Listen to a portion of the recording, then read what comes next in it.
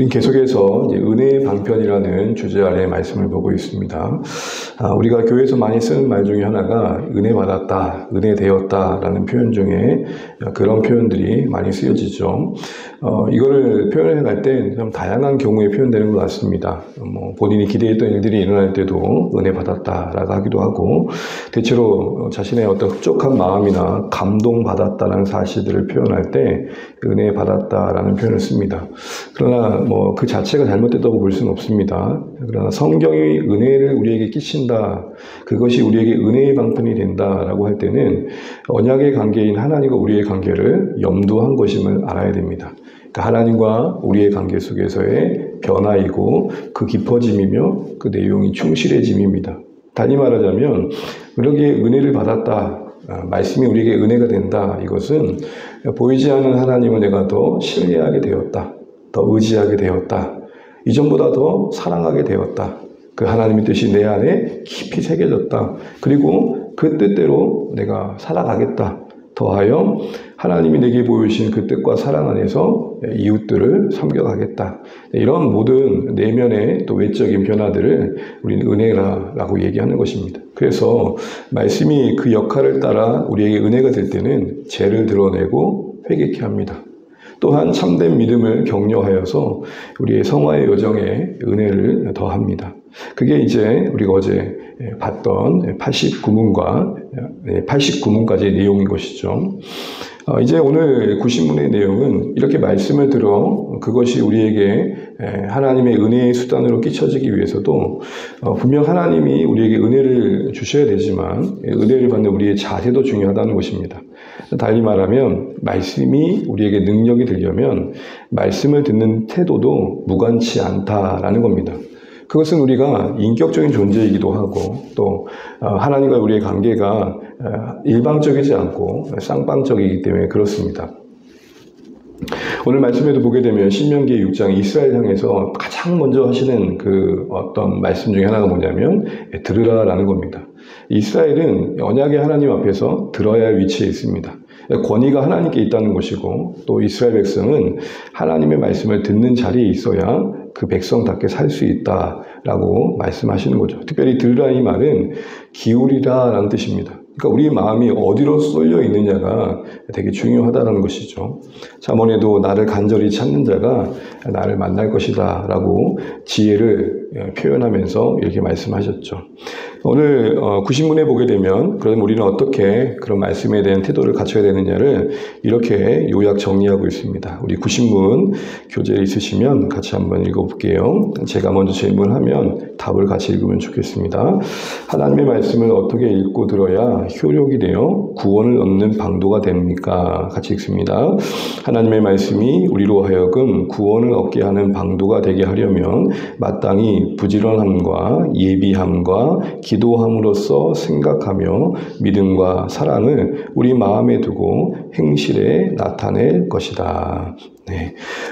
이 말씀을 오늘 간단히 좀 살펴보게 되면 먼저 부지런함이 요구되고 있는 걸 보게 됩니다. 부지런하다 이 말은 성실하다는 거겠죠. 그런데 여러분 우리가 신명기 6장의 맥락에서의 부지런함은 이렇게 표현됩니다. 7절에 보시면 네 자녀에게 부지런히 가르치며 라고 할 때 그 부지런함은 장소에 매이지 않음입니다. 집에 있을 땐지, 길에 있을 땐지, 누워있을 땐지, 일어날 땐지, 일상을 말하는 것이고, 또 다른 말로 말하자면은 기회를 내어서라는 것이죠. 기회를 내어서. 여러분, 하나님의 말씀을 듣는 자리는 주일 그 예배 자리에 국한될 수 없습니다. 여러분의 사랑하는 삶의 자리에 기회 있을 때마다 말씀 앞에 서야 됩니다. 요즘 보면 좋은 앱들이 참 많더라고요. 핸드폰을 우리가 자주 사용하니까 그 앱을 깔게 되면 핸드폰을 먼저 보기 전에 항상 그 말씀 한 구절이 뜹니다. 그거를 읽어야 핸드폰이 열리는 거죠. 그렇게라도 해서 기회 있을 때마다 말씀을 내 눈에 익숙하게 하고 또 내 귀에 들려지게 하는 것. 이런 은혜의 환경에 자꾸 노출하는 게 성실함입니다.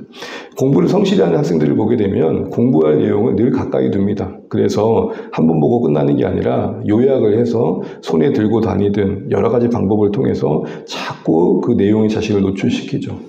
이런 기회를 내기 위해서 필요한 기본적인 어떤 자세는 우선순위라는 생각이 듭니다. 그러니까 공부를 열심히 하는 애들은, 부지런한 애들은 보통 그 학생들 공부가 우선순위에 있는 거죠. 마찬가지로 하나님의 말씀이 우선순위에 있을 때 그 뒤에 뒤따르는 결과가 성실함이다 라는 생각들을 해보는 것이죠. 그래서 여기서의 부지런함은 오늘 신명의 말씀의 배경 속에서 보자면 기회를 내기 위해서는 항상 내가 말씀을 우선순위에 두고 있는지를 생각해야 된다는 겁니다. 이 안에는 절박함이 필요합니다. 마치 숨을 쉬지 않으면 살 수 없듯이 하나님, 제가 오늘도 주의 말씀 듣지 않으면 살기 참 어렵습니다. 우리 이제 소위 이제 이런 말을 하죠. 하나님, 참 내가 빡빡합니다. 내가 좀 은혜가 필요합니다. 이런 마음들이 필요할 것입니다. 두 번째로는 예비하다라고 합니다. 예비함. 여러분, 우리 교회 생활을 하다 보면은 많이 들었던 말씀이죠. 주일 설교회 제안해서 설명을 해보자면, 주일의 말씀을 듣기 위해 우린 전날에 예배하는 자로서의 몸과 마음이 잘 관리되어야 됩니다라는 것이죠. 우리가 육신에 있다라는 것도 늘 잊으시면 안 됩니다. 우리의 육신에, 우리의 영혼에 영향을 줍니다. 물론 우리의 신앙은 우리의 의지를 동원해서 육신을 이겨내야 됩니다. 그러나 한편 육신의 존재입니다. 내 몸의 컨디션이 마음에 영향을 줄 때가 있습니다. 그래서 이거는 우리 자신의 관리에 문제가 있을 수 있는 것이죠. 부득이함을 어쩔 수 없는 경우는 예외를 두더라도 우리가 선택할 수 있는 경우에 주일의 전날까지 늦게까지 우리가 몸을 혹사한다면 그 다음날 졸리는 것은 어쩌면 당연한 수순일 것입니다. 설교자는 물론 자신에게 책임을 돌려야겠죠. 내가 졸게 하고 있구나.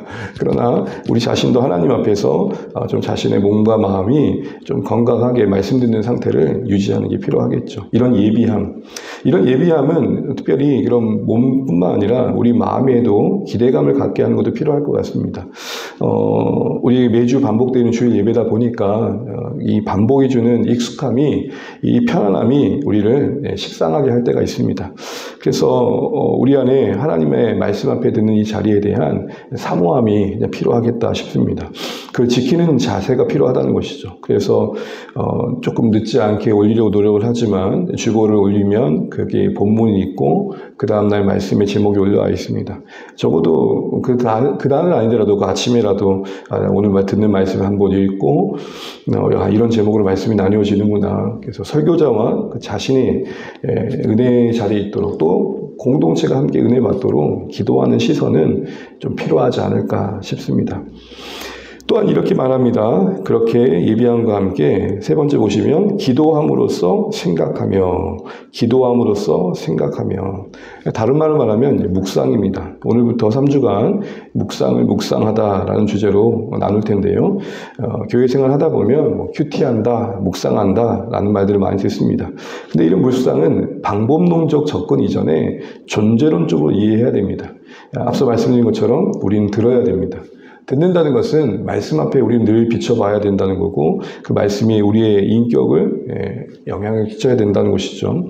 특별히 근데 기도하고 생각한다, 또 생각하면서 기도한다는 것은 하나님의 영이신 성령의 도우심과 또 우리의 지성의 활동이 함께하고 있는 것이죠. 그래서 우리가 좀 대상말로 멍 때린다 그러잖아요. 그러면 안 된다는 겁니다. 그래서 묵상은 몽상도 아니고 묵상은 명상도 아닙니다. 말씀 앞에 치열하게 그 의미를 찾고 그 의미하는 바가 내 생각과 관계와 상황 속에서 비춰질 수 있도록 주의 도우심을 구하면서 끊임없는 지성인 활동을 하는 것이죠. 근데 그런 묵상 속에서 우리는 하나님의 말씀이 효력이 있음을 경험할 수 있는 것입니다.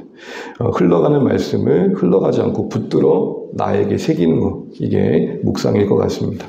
네 번째로는 그 마음의 태도에 믿음과 사랑이 필요하다 그럽니다. 여러분, 이거는 상식적으로 우리가 관계가 깊어질 때 상대방이 우리에게 신뢰의 대상이 되고 사랑의 대상이 될 때 가능케 되는 것과 같이 간다 싶습니다. 믿음이라고 하면 말씀에 대한, 특별히 이 말씀이 하나님의 말씀에 대한 신뢰가 필요하죠.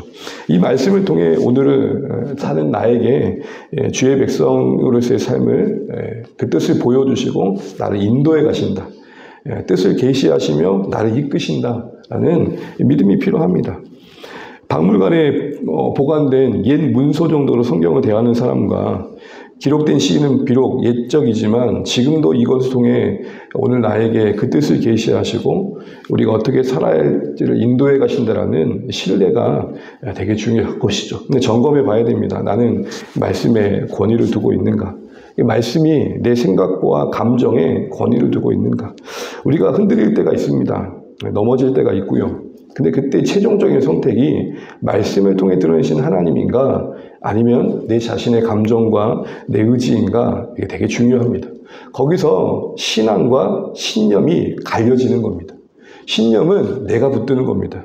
그게 아무리 신앙적인 내용이라도 내가 붙드는 건 신념입니다. 근데 그 붙드는 게 우리를 배반할 때가 있습니다. 예를 들어서 기도하면 응답 받는다라는 거 믿음의 내용입니다. 그러나 그게 내 방식으로 붙들리면 신념입니다. 근데 신앙은 뭐죠? 응답하심의 그 범위와 깊이와 때가 하나님 그분의 주권에 달려있다는 것이 신앙입니다. 그런데 이 신앙과 신념이 구별이 안 되면 신념을 신앙으로 착각하면 믿음이 흔들리기가 쉽습니다.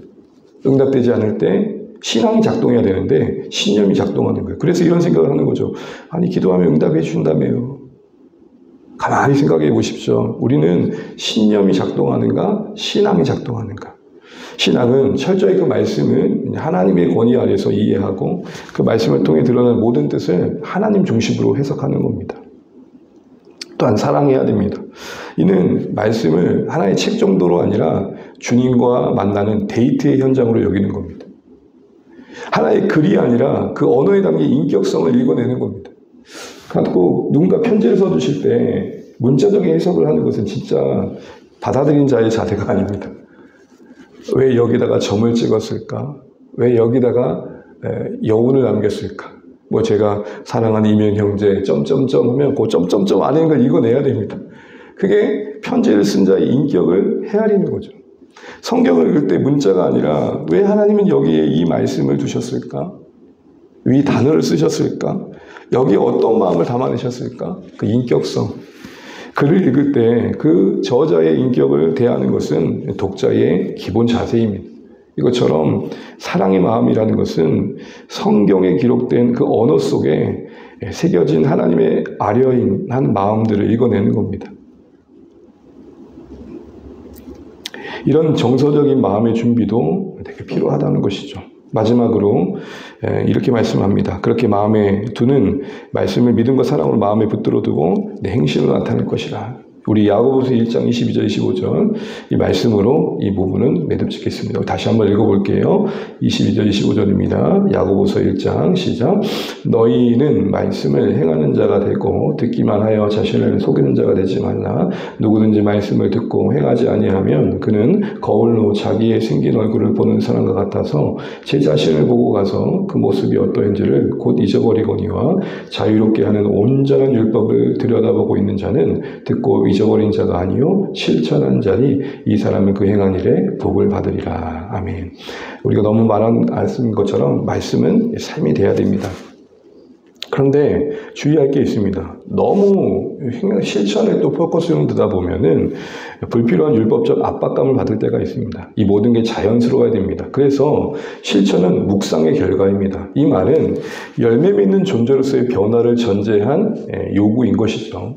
내가 받아들이지도 못하고 내가 이해하지도 못하고 내가 수용하지도 못했는데 뒤따른 열매만을 강조하게 되면 마치 사과나무가 사과나무가 아닌데 배를 맺으라고 촉구하는 것 앞에 서 있는 것과 다를 바가 아닙니다. 그래서 우리는 먼저 나무가 돼야 됩니다. 그리고 열매를 맺는 겁니다. 그 나무가 된다는 건 앞서 말씀 안에서 하나님과 깊이 교제하고 내 생각이 변화되어지고 내 의지와 감정이 그 말씀에 이끌림을 받는 내적 변화를 전제하는 겁니다. 이거는 염두하셔야 됩니다. 그래서 말씀이 어떠한 말을 의미하는지를 모르고 자꾸 순종에만 초점을 두다 보면 또 하나의 우려가 그런 식으로 만들어지는 것이죠. 우리가 성경 공부라고 하지 않고 주안의 교회에서는 상공부라 하는 것도 바로 그런 의미입니다. 성경이 지식을 축적하기 위한 수단이 아니라 그 축적의 방식이 아니라 지식을 근거해서 삶을 실천하는 거죠. 그래서 지식과 삶이 통합되어지는 것, 그게 삶 공부란 의미인 것입니다. 그래서 우리 모두 우리가 이런 사실들을 염두하면서 말씀이 내 삶에 열매 맺어야 된다. 이런 틀 안에서 말씀을 대할 수 있어야겠습니다. 순종이 염두돼야 됩니다. 그래야 부담감을 가지고 말씀을 읽을 수 있습니다. 그냥 지식 정도로 쌓는 것은 그 말씀이 우리에게 주신 근본적인 목적으로는 벗어난 행위라는 것을 알아야겠습니다. 말씀을 이제 정리하겠습니다. 오늘 구신문은 한마디로 성도들이 하나님의 말씀을 어떻게 대해야 되느냐 태도와 자세를 다룹니다. 왜냐하면 말씀의 능력을 경험하는 데 있어서 우리의 태도와 자세도 중요하기 때문에 그렇습니다. 은혜가 되느냐 안 되느냐의 부분에 있어서 분명 하나님의 전적인 주권의 영역이지만 또한 우리 자신도 살펴야 할 몫이 있다는 것을 잊으면 안 되겠습니다. 부지런함과 예비함과 기도와 생각함과 믿음과 사랑 그리고 행실로 나타냄 요 하나하나의 문구들이 어떤 의미가 있는지 오늘 들었으니 하나씩 되새기시면서 하나님 내가 이러한 자세로 말씀을 대해서 말씀이 내 안에서 은혜되는 삶 살게 해주십시오. 이렇게 기도할 수 있는 이 새벽 되시기를 간절히 소망합니다. 기도하겠습니다.